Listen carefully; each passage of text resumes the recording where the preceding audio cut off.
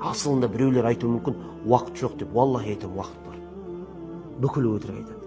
Бүкілі кино көреді, бүкілі сериал көреді, бүкілі инстаграм шұқиды, бүкілі ватсаптан сообщение қарайды. Туысқандар, класстастар, палчандар бүкіл топқа кіріп алып, видеоларды көріп, а-ха-ха деп отырады, күліп, қарқылдап бір-бірлеріне жіберген приколдарға, анан қара, сәкеңді қара, ана бәкеңді қара деп.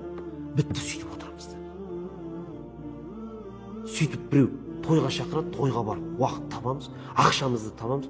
Бірақ мешітте тегін пайғамбардың мирасы таратылып жатса, оған ешкім ақша тегін да, ешкім оған уақыт таппайды. Ал енді қазір анау интернеттен ақылы курс бар, Құраннан ақылы курс жүріп жатыр. Анау оразаға ақылы курс жүріп, солар боқтайтып отырып жатыр. Солар жамандайды да, осыларың, олар үйде түк оқымайды да, бірақ үйде түк оқымайды, бірақ үйде отырып жамандай береді да. Міне осындай жағдайға келіп отыр.